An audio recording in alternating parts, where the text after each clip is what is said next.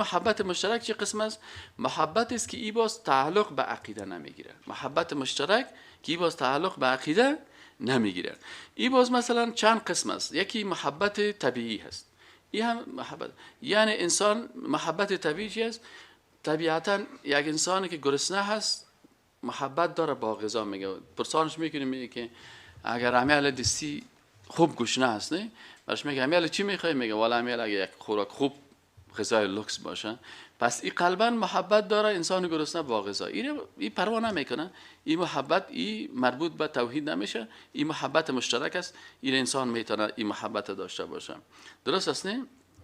حالا یک کسی یک خوراک خوش داره، یک کسی پرسان کنین تو چی خوشت میاد؟ میگه مرا اینی غذا بسیار خوشم میاد. دیگه میگه مرا اینی غذا خوشم میاد. این پروا نمیکنه. این محبت طبیعی میگن. یا محبت شفقت و مهربانی هست. محبت شفقت و مهربانی هم محبت مشترک است، مربوط به توحید نمیشه. یک نفر مثلا با اولاد خود محبت داره، فرزندای خدا خوش داره، آیا ایمانی ازی است؟ میگن این محبت مشترک است و این محبت است که هر انسان می داشته باشه و این پروا نمیکنه و به توحید کدام تاثیر نداره.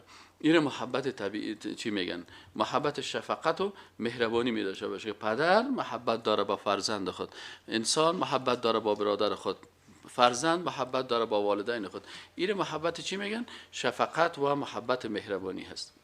دیگه قسم دیگه که در محبت مشترک است محبت انس و الفت است. مثلا وقتی که شما یک کسی نشست و برخاست میکنین که دوستایتان، رفیقایتان، هم صنفیایتان، همکارایتان، بسیاری وقتا انسان یک محبت خاصی به همراه یک دوست خود می داشته باشه، با همسایه خود می داشته باشه، با یک رفیق خاص می داشته باشه و زیاد دوست می داشته باشه. میگه والا فلانی دوست است، من بسیار دوست دارم، قلبا او را دوست دارم.